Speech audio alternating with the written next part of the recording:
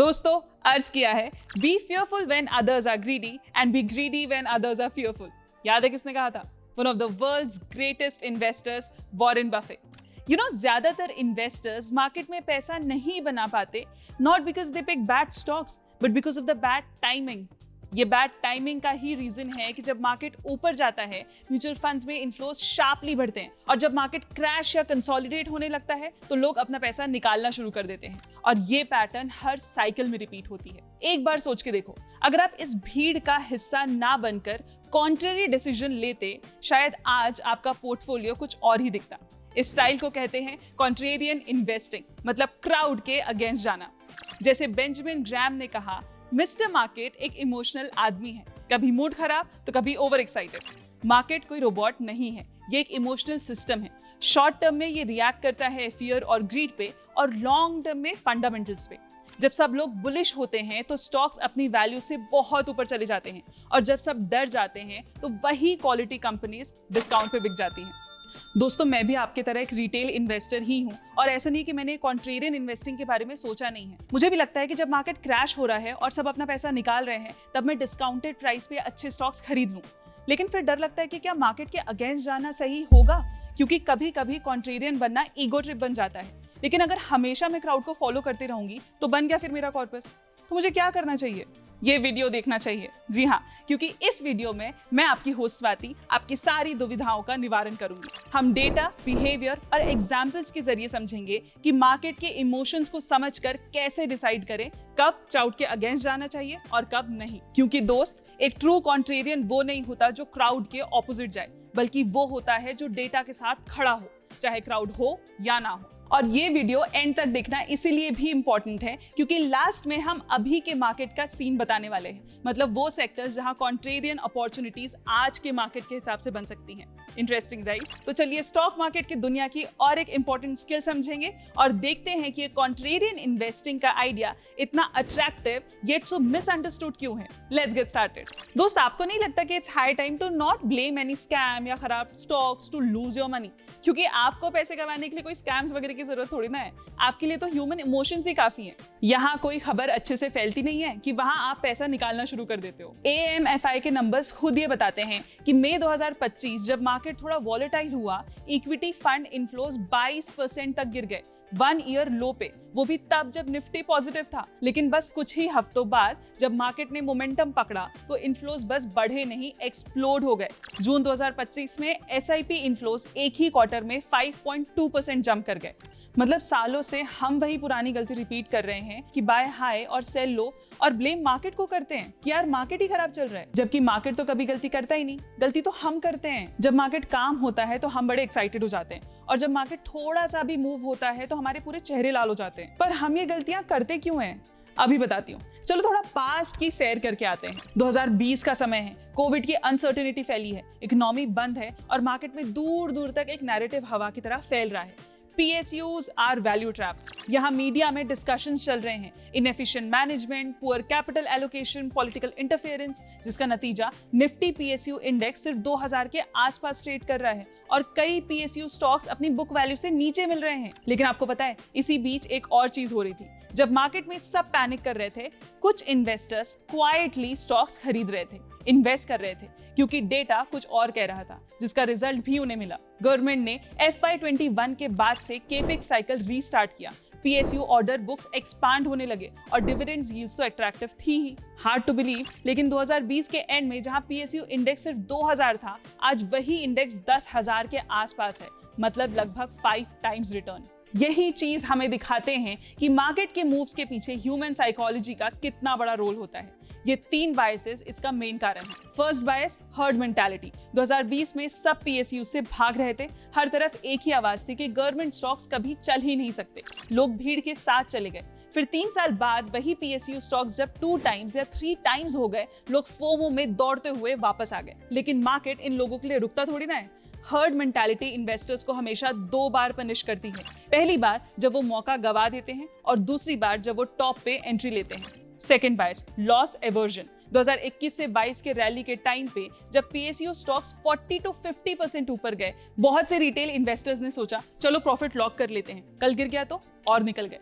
फिर क्या हुआ? 2023 से 25 में वही स्टॉक्स और 200 से 300% बढ़ गए और वो इन्वेस्टर्स सिर्फ देखते रह गए। यही है लॉस एवर्जन का ट्रैप। हम प्रॉफिट से ज्यादा लॉस से डरते हैं और ये डर कंपाउंडिंग का सबसे बड़ा दुश्मन होता है। थर्ड बायस, रीसेंसी बायस। 2014 से 2020 के बीच पीएसयूज अंडर परफॉर्म कर रहे थे, तो लोगों ने मान लिया अरे यार ये कभी इंप्रूव ही नहीं करेगा। पर डेटा क्वाइटली बदल रहा था, बैलेंस शीट क्लीनर हो रही थी, कैश फ्लोज इंप्रूव कर रहे थे और गवर्नमेंट ने डिविडेंड और डिसइन्वेस्टमेंट पॉलिसी टाइटन कर दी थी। बाय द वे, इसलिए मैं कहती हूँ बैलेंस शीट पढ़ना सीख लो, काम आएगा। इस वीडियो के बाद ये वाला वीडियो जरूर देख लेना। रीसेंसी बायस ने इन्वेस्टर्स को अंधा बना दिया। उन्होंने पास्ट परफॉर्मेंस को फ्यूचर मान लिया और फ्यूचर की रैली मिस कर दी। और ये सिर्फ बातें नहीं है, ये नंबर्स भी देख लीजिए। 2020 में निफ्टी पीएसयू इंडेक्स सिर्फ 2000 के आसपास था, पैंडेमिक और फियर की वजह से। फिर धीरे धीरे जैसे ही गवर्नमेंट ने केपिक्स पुश और ऑर्डर रिवाइवल स्टार्ट किया, इंडेक्स 2800, 4500 और आज 10,000 प्लस तक चला गया। इससे क्या सीख मिली? फियर शॉर्ट टर्म होता है बट फंडामेंटल्स परमानेंट होते हैं। जो इन्वेस्टर्स ने 2020 में नॉइस इग्नोर करके डेटा देखा, उन्होंने 5 टाइम्स रिटर्न कमाया। जो सिर्फ सेंटिमेंट फॉलो करते रहे, उन्होंने या तो अर्ली एग्जिट लिया या लेट एंट्री। तो मतलब सॉर्टेड सोल्यूशन ये है कि भीड़ के अगेंस्ट जाना है, जो सब कर रहे हैं वो नहीं करना है। This is the key to smart investing, right? बिल्कुल गलत, ऐसा हमेशा नहीं करना है। हर समय क्राउड के अगेंस्ट जाना सही नहीं होता। डेटा देखकर डिसीजन लेना है, रियल कॉन्ट्रेरियन सेटअप्स को आइडेंटिफाई करना है। कैसे? बताती हूँ। यहाँ हम आपको 4 ऐसे इंडिकेटर्स बताएंगे जिससे आप कब भीड़ के अगेंस्ट जाना है और कब साथ में जाना है ये जान जाओगे। सबसे पहला इंडिकेटर है FII flows. Between October 2021 and June 2022 FIIs ने लगभग ₹3 लाख करोड़ इक्विटीज बेची, longest and largest selling streak in the last 10 years। और India overvalued, US recession, China comeback जैसी हेडलाइन चल रही थी। मार्केट का रिएक्शन, निफ्टी 10.6% गिर गया। ये हुआ इंस्टीट्यूशनल फियर। लेकिन इसी बीच एक इंटरेस्टिंग चीज हुई। इसी पीरियड में इंडियन रिटेल इन्वेस्टर्स ने SIP इनफ्लोज मेंटेन किए, इवन रिकॉर्ड लेवल्स पे। मतलब लोकल इन्वेस्टर्स डर में नहीं आए, वो रेगुलरली इन्वेस्ट करते रहे। ये होता है डोमेस्टिक रेजिलियंस। और रिजल्ट 2023 के एंड में निफ्टी ऑल टाइम हाई पे पहुंच गया। सेंसेक्स ने 800 पॉइंट्स जंप किए और निफ्टी ने 222 पॉइंट्स की अर्ली ट्रेड रैली देखी। मतलब जब institutional fear plus domestic resilience साथ होती है, मार्केट को नीचे से ऊपर आने में ज्यादा टाइम नहीं लगता। इन शॉर्ट, जब बड़े इन्वेस्टर्स डर रहे हो और लोकल इन्वेस्टर्स स्टेडी इन्वेस्ट कर रहे हो, तो मार्केट जल्दी रिकवर करता है। दूसरा indicator, fear and greed index.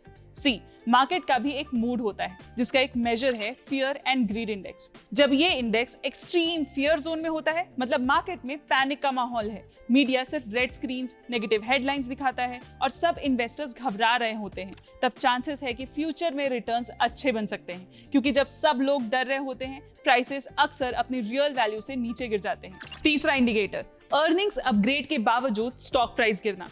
कभी ऐसा होता है कि कंपनी की अर्निंग्स इंप्रूव कर रही होती है, एनालिस्ट अपने एस्टिमेट्स अपग्रेड कर देते हैं, लेकिन स्टॉक प्राइस फिर भी गिरता है। इसका मतलब या तो ये ऑलरेडी प्राइस्ड इन था या मार्केट ने इसको इग्नोर कर दिया। अब अगर ये ट्रेंड कंसिस्टेंटली मल्टीपल क्वार्टर्स तक रिपीट होता है, मतलब अर्निंग्स और फंडामेंटल्स स्टेडली इंप्रूव कर रहे हैं, तभी ये निग्लेक्ट कॉन्ट्रेरियन इन्वेस्टर के लिए रियल अपॉर्चुनिटी बन सकती है।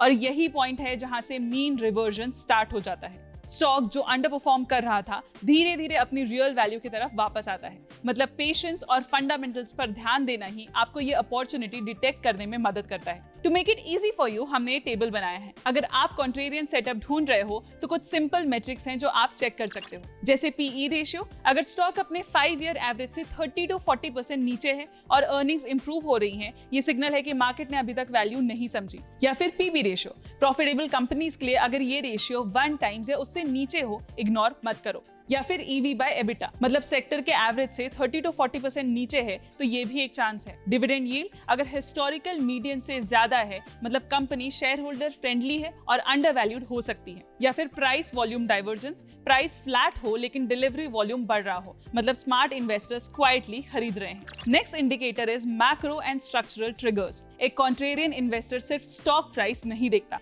वो देखता है कि डायरेक्शन ऑफ चेंज क्या है, मतलब क्या चीजें अभी इंप्रूव हो रही हैं या ट्रेंड चेंज होने वाला है। यूजुअली 3 मैक्रो साइंस हमें बताते हैं कि कॉन्ट्रेरियन सेटअप बन रहा है। पहला, पॉलिसी टेलविंड्स, जैसे गवर्नमेंट का कैपिटल एक्सपेंडिचर और PLI स्कीम्स। 2020 से 23 के PSU और डिफेंस रैली इसी से स्टार्ट हुई थी, क्योंकि कंपनीज को ऑर्डर्स पर ऑर्डर मिल रहे थे। दूसरा, रेट कट साइकिल्स। हमेशा बीटन डाउन सेक्टर्स के लिए ये रेट कट साइकिल्स ऑक्सीजन बनते हैं, जैसे इंफ्रा, हाउसिंग, ऑटो। मतलब rate cuts is equal to financial fuel for sectors that are struggling. Third, export and global rebalance. जब वर्ल्ड में प्रोडक्ट्स का स्टॉक ज्यादा होता है, एक्सपोर्टर्स स्ट्रगल करते हैं, लेकिन जैसे ही इन्वेंट्री बॉटम कर लेता है और डिमांड वापस आती है, एक्सपोर्टर्स जैसे टेक्सटाइल्स और स्पेशलिटी केमिकल्स रिकवर करते हैं। सिंपल वर्ड्स में, ग्लोबल डिमांड नॉर्मल होते ही एक्सपोर्टर्स का बिजनेस फिर से चल पड़ता है। अब सबसे इंपॉर्टेंट सेक्शन, आज के मार्केट का मूड देखते हैं। फ्रैंकली, इंडेक्स कहीं ज्यादा नहीं गया है। निफ्टी एक साल से रेंज बाउंड है, वैल्यूएशंस थोड़े स्ट्रेच्ड हैं और मैक्रो बैकड्रॉप भी अनस्टेबल है। Reason, global rate uncertainty, oil volatility, election risk सब मिक्स में है। ऐसे टाइम में ग्रीड कम होती है और फियर क्वाइटली बिल्ड होता है, और वही मोमेंट्स होते हैं जहां मैक्सिमम पैसा बन सकता है। याद करो कोविड क्रैश, जब सब डर रहे थे, वही टाइम था जब स्मार्ट इन्वेस्टर्स ने अपॉर्चुनिटीज ग्रैब की। दोस्तों, यही वो टाइम है जब फियर और फंडामेंटल्स ऑपोजिट डायरेक्शन में होते हैं। मतलब कुछ स्पेसिफिक पॉकेट्स में फियर ज्यादा है, लेकिन डेटा और फंडामेंटल्स स्ट्रॉन्ग है, और वही क्रिएट करते हैं कॉन्ट्रेरियन सेटअप्स। अब चलो जल्दी से 2025 के कुछ सेक्टर्स देखते हैं जहां डेटा फियर को चैलेंज कर रहा है। मतलब मार्केट डर है, लेकिन फंडामेंटल स्ट्रॉन्ग है। First, speciality chemicals. Market pessimistic है, लेकिन कंसोलिडेशन हो रहा है और प्राइसेस स्टेबलाइज हो रहे हैं, रिकवरी का चांस है। Next, IT mid caps. AI bubble का फियर है, स्टॉक्स 20% नीचे हैं, लेकिन ऑर्डर बुक स्ट्रॉन्ग और एट्रिशन लो है।